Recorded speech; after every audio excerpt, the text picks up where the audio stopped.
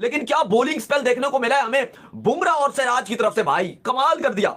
200वीं wicket हट गया, मार्च गया, वो क्या वो अपना कैरी गया, सबको आउट कर रहा है अकेला, 200 विकेट ले रहा है टेस्ट मैच में। ये देखिए जसप्रीत बुमराह को इस वक्त द बेस्ट कह सकते हैं, not one of the best, the best. ठीक है, पैट कमिंस भी हैं, मिचेल स्टार्क भी हैं, अपनी जगह वो भी बहुत बड़े बॉलर थे, लेकिन जिस तरह ये भारत को लेकर चल रहे हैं ना, जहां जरूरत भारत महसूस करता है ना कि हमें ब्रेक थ्रू की जरूरत है, वहां ये Jasprit Bumrah, what a phenomenal bowler he is, ये बात बोलते हुए भी अंडरस्टेटमेंट लगती है।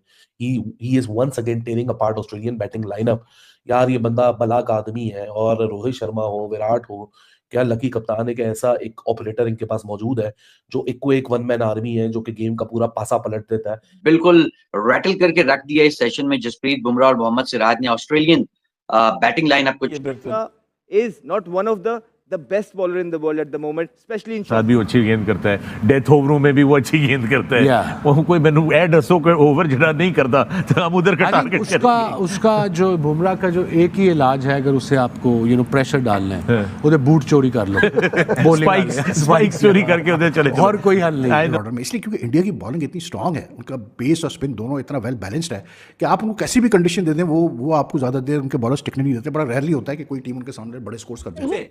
क्या मिचेल मार्श, क्या ट्रेविस हेड, सब के सब को आउट क्लास कर दिया। फिर आज ने जिस तरह से एक फ्यूरी किस्म का स्पेल डाला है, लाजवाब स्पेल था भाई, बहुत ही कमाल किस्म का स्पेल डाला है, जिसने बहुत ही शानदार भारतीय टीम को कमबैक करवाया, वापसी करवाई इस टेस्ट मैच में। पे भी इंडिया को जब उनकी पड़ती है जरूरत, तो वो एकदम से ना पूरी गेम का जो पासा है ना वो पलट देते हैं। आई डोंट नो कि ये कंपेयर करना चाहिए कि नहीं करना चाहिए, लेकिन फिर भी टीम पाकिस्तान का कोई ऐसा बॉलर क्यों नहीं आज तक हम डेवलप कर पाए रिसेंट टाइम्स में, जो मैच को अलग बिल्कुल ना पासा पलट दे। बुमराह ने हमेशा इंटरव्यूज में कहा है कि मैंने अपने बड़ों से सीखा है और मैं पिच को रीड कर लेता हूं। तो ये हमारे बॉलर्स पिच को रीड क्यों नहीं कर पाते?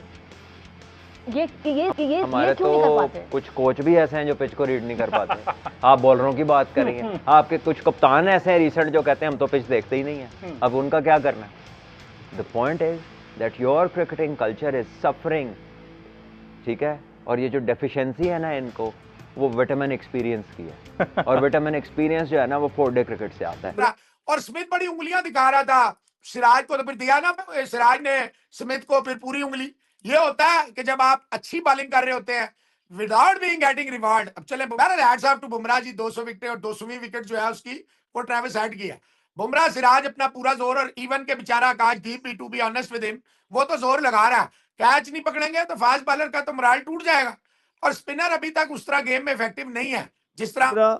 is not one of the best bowler in the world at the moment, especially in shorter format. Right. अच्छा, आपने ये कहा कि मैं जैसे देखा शोएब अख्तर एक बहुत स्टार फास्ट बॉलर थे, मैच विनर थे, और प्रेशर सिचुएशन में बॉलिंग कराते थे और विकेट्स भी निकाल लेते थे, मगर थोड़े शूशा भी थी, या शोर भी करते थे, बाल वाल भी बड़े थे।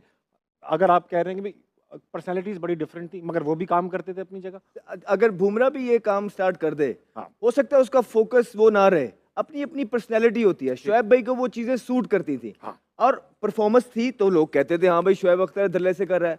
अगर बुमराह भी आज करते हैं तो लोग बुरा नहीं मनाएंगे, लेकिन वो लोग जो परफॉर्मेंस नहीं करते और एटीट्यूड में घूमते हैं, शशकों में घूमते हैं, और ये चीजें बुरी लगती हैं।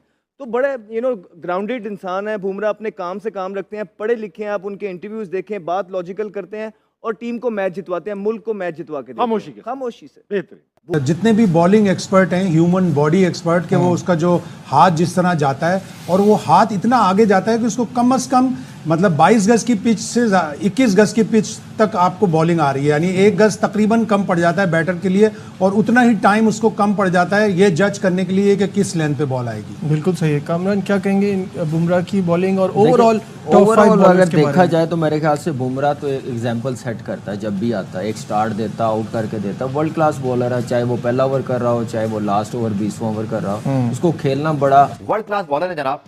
और इंडिया में उनको बहुत ज्यादा हाई रेट किया जाता है, और उनका जो मजमूई स्टैट्स हैं वो बहुत ही शानदार हैं, और ऐसे लगता है कि वो ऑलरेडी, अगर आप देखें तो कपिल देव उनके बहुत बड़े लेजेंड हैं, 687 विकेट थी, लेकिन 28 रन का एवरेज।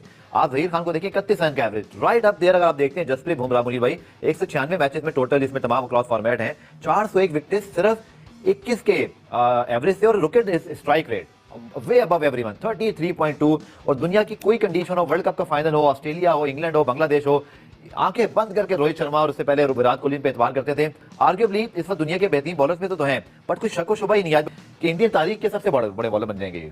बिल्कुल बनना चाहिए। देखिए जसप्रीत बुमराह को इस वक्त द बेस्ट कह सकते हैं, not one of the best, the best. ठीक है, पैट कमिंस भी हैं, मिचेल स्टार्क भी हैं, अपनी जगह वो भी बहुत बड़े बॉलर थे, लेकिन जिस तरह ये भारत को लेकर चल रहे हैं ना, जहां जरूरत भारत महसूस करता है ना कि हमें ब्रेक थ्रू की जरूरत है, वहां ये ब्रेक थ्रू आउटफील्ड पार्टनरशिप जब भी फिर ये 3 विकेट लेते हैं, शुरू में लेते हैं, ये प्लेयर्स को आउट करते हैं, बहुत ही मतलब ऐसी गेंदें करते हैं अनप्लेबल होती है इनकी गेंदें। बहुत बाबर को आउट कर दिया बड़े इंपॉर्टेंट मौके पर वर्ल्ड कप के अंदर, रिजवान को जैसा आउट किया। मतलब आपने सही बात की कि go to bowler for any Indian captain. और ये वो हैं कि जिन पर एतमाद करते हैं, जब एतमाद करते हैं, जब ये एतमाद पर पूरा उतरते हैं, ये एक बहुत बड़ी चीज है। और अगर बुमराह को आप माइनस कर देंगे तो हो सकता है कि भारतीय टीम, आपको पता है 2-3 महीने में वो 4 मरतबा लगातार भारतीय टीम जीत चुकी है, 2 मरतबा ऑस्ट्रेलिया में और 2 मरतबा। ये भी देखिए कि भारतीय टीम की आप प्लानिंग देखिए कि उनको पता है जसप्रीत बुमराह हमारे लिए इंपॉर्टेंट है, तो उन्होंने ऑलरेडी बता दिया कि सारे मैचेस नहीं खेलेंगे, इसीलिए एक नए बॉलर को इस टेस्ट में खिलाया है। कुछ बॉलर बाद में जो कि शामिल खेलेंगे, सिराज ऑलरेडी मौजूद हैं।